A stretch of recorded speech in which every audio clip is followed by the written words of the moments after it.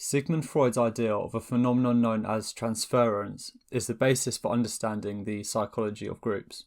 It explains why being part of a group is so appealing. It explains the function of the leader figure, and it explains why it's such a natural part of the human psyche to want to belong in a group. Becker begins by introducing Freud's initial, slightly more narrow conception of transference, which focuses specifically on how the patient elevates his therapist to a kind of godlike figure. Becker writes, "The patient transfers the feelings he had towards his parents as a child to the person of the physician. He blows the physician up larger than life as the child sees the parents. He becomes as dependent on him, draws protection and power from him just as the child merges his destiny with his parents, and so on. In the transference, we see the grown person as a child at heart, a child who distorts the world to relieve his helplessness and fears, who sees things as he wishes them to be for his own safety, who acts automatically and uncritically, just as he did in the pre-Oedipal period." This specific case offers a good insight into the much more widespread phenomenon that transference actually is. We saw previously how one of the effects of the Oedipal project was a kind of revolt away from our childish dependency on the parents. However, this emergence from dependency is only a kind of partial one. It's not really a true, complete liberation. This is because, according to the Hungarian psychoanalyst Sándor Ferenczi, as we emerge out of childhood, the need to remain subject remains. And quickly recalling part 1, we can understand why. The world is a daunting place, and to go out into it without a hero system in place or without a leader figure to direct us in life, we are overcome by our loneliness and separation, our meaninglessness and contingency. So what happens is that the role and function of the father as a powerful godlike figure in early childhood is transferred to, for example, teachers, superiors, those with impressive and charismatic personalities, and so on. In other words, we revolt against our actual father, but actively submit ourselves to some other father figure. But why are we able to do this so readily? Ferenczi has an answer. He writes that in our innermost soul, we are still children, and we remain so throughout life. So we actually want and look to return to this childhood state where we obey the all-powerful parent, where we fully believe in them, where we actively imitate them. It is a comfortable life for us, in comparison with the bleak alternative of meaninglessness. And if given the chance to return to this state in childhood by becoming part of a group, we will readily accept this opportunity. So Becker writes, "In groups, people simply become dependent children again, blindly following the inner voice of the parents, which now comes to them under the hypnotic spell of the leader. They abandon their ego to his, identified with his power, try to function with him as an ideal." He goes on, "It is not so much that man is a herd animal," said Freud, "but that he is a horde animal led by a chief." So we do not just gather in groups and wander about aimlessly, but almost always we have a leader figure that guides us and directs us in life. Becker references Otto Fenichel, an Austrian psychoanalyst who expands on this idea of hypnotism. Becker writes, "As Fenichel later put it, people have a longing for being hypnotized, precisely because they want to get back to the magical protection, the participation in omnipotence, the oceanic feeling that they enjoyed when they were loved and protected by their parents." And so, as Freud argues, it is not that groups bring anything new out in people, it is just that they satisfy the deep-seated erotic longings that people constantly carry around unconsciously. So belonging to a group gives us this magical protection from childhood that we unconsciously desire. But once someone belongs to a group, why is it that they seem to no longer fear danger? How is it that they can forget their own mortality? Note that part of the appeal of belonging to a group is that it allows us to forget our mortality. It allows us to forget our smallness as we are able to identify with the powerful leader figure, who we attribute godlike qualities onto, giving us a feeling of power and immortality. Becker writes on why groups do not fear danger. The members do not feel that they are alone in their own smallness and helplessness, as they have the powers of the hero leader with whom they are identified. By identifying with the powerful leader figure and the group, we feed our narcissism. Basically, we get the feeling that we are powerful, we are safe from danger, and that we cannot possibly die. Returning to the book's introduction, Becker gives a good example of why in wars, soldiers are able to run headfirst into battle and gunfire. He writes, "This narcissism is what keeps men marching into point-blank fire in wars.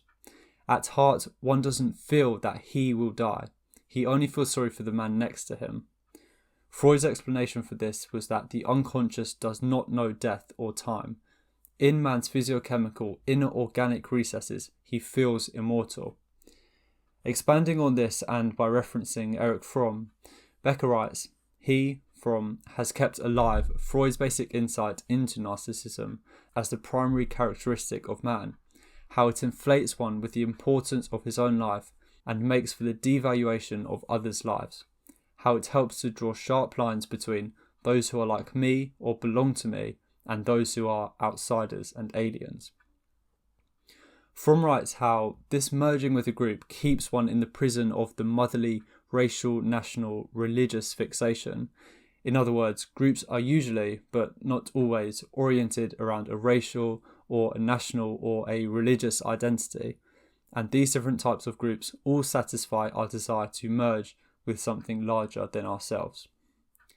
History has made one thing clear, and this is that groups and people in groups do stupid, unthinkable and irrational things, all in the name of some given cause. But why is it, Becker asks, that groups can be so blind and so stupid? He answers, because they demand illusions.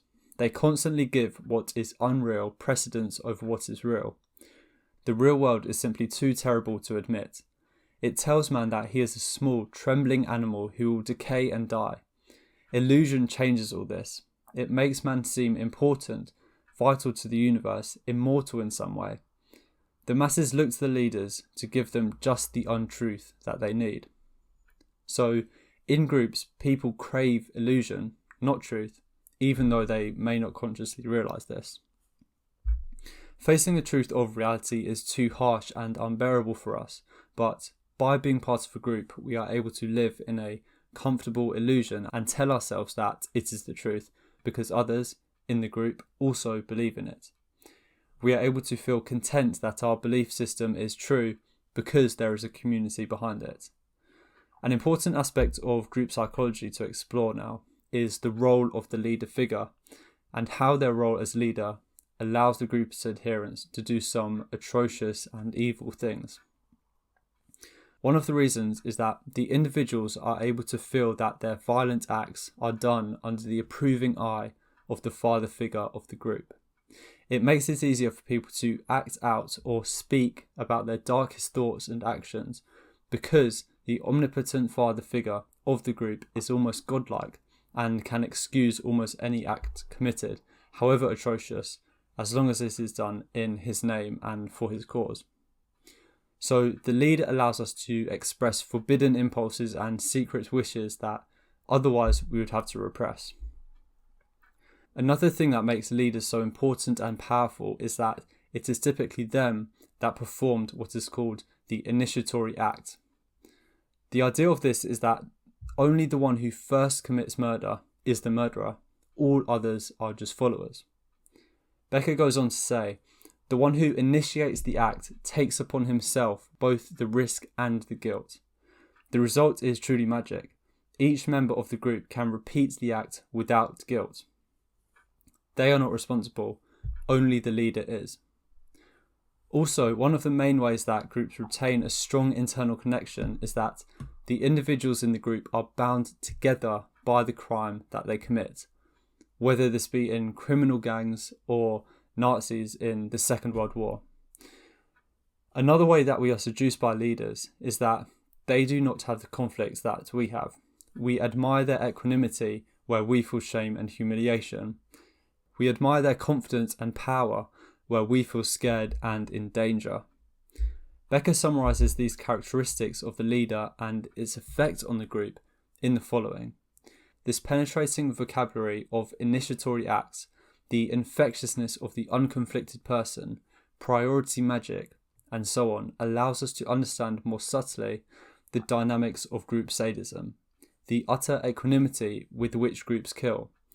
It is not just that Father permits it or orders it. It is more, the magical heroic transformation of the world and of oneself. This is the illusion that man craves, as Freud said. And that makes the central person so effective a vehicle for group emotion. One other way in which the people in a group are able to commit atrocities is that they can use their leaders as an excuse. People are able to feel guiltless when committing crimes because they can imagine themselves as being temporary victims of the leader. Becker gives the Manson family as an example of one of these homicidal communities that possess a kind of cheap heroism, and certainly not an admirable one that we ought to aspire to. He explains, one direct way then of understanding homicidal communities like the Manson family is to view them as magical transformations wherein passive and empty people, torn with conflict and guilt, earn their cheap heroism, really feeling that they can control fate and influence life and death. Cheap because not in their command, not with their own daring, and not in the grip of their own fears.